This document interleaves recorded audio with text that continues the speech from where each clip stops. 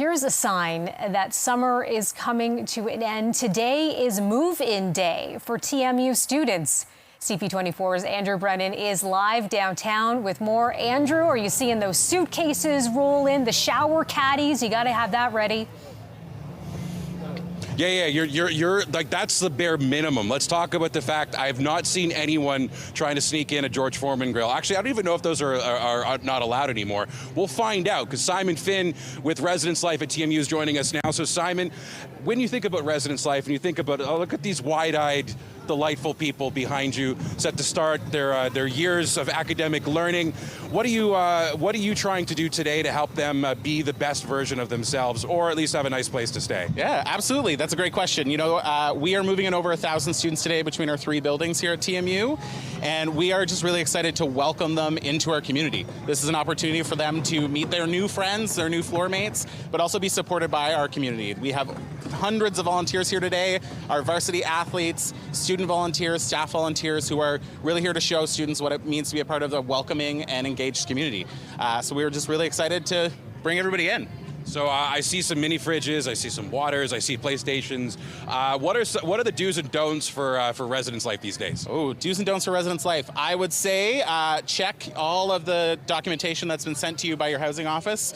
They'll let you know what you can and can't bring. I would say biggest do for students right now is go to orientation events, be engaged, look to meet other students, put yourself out there. I would say the biggest don't is don't just stay in your room by yourself. There's a huge community that wants to welcome you and wants to bring you in, and we really want to make sure students know that there are people who care for them, whether it's at TMU or on any other campus. So I guess one thing I'm wondering with you, I don't know if you were in residence before you became a Residence Life, associate director? Associate Director of Residence Life and Education. That is a mouthful. So before you became the associate director of all these things, what do you think is anything changed really since your time in Res? I would say demands on internet speed. You know, people bring in more technology. I think the fundamentals are still there, right? Of building connected communities, opportunities for students to make this really big transition into university life, and really find places where they can engage, places where they can make friends. I would say all that remains the same. All those are the kind of tenets of the work that we do. I've been working at TMU now for 12 years, but in residence for closer to, I think, 17 years. So every year feels a little different, but those fundamentals are so key, and it's the same every year.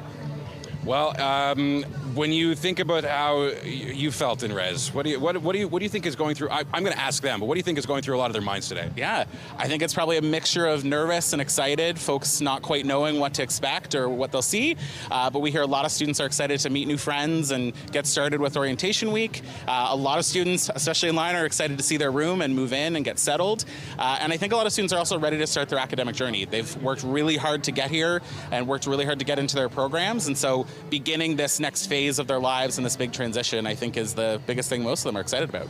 Well, I know that Gen Z has a bit of social anxiety, and the best thing that they're going to have for their first day is having CP24 photobomb them in line. So we're going to do that next.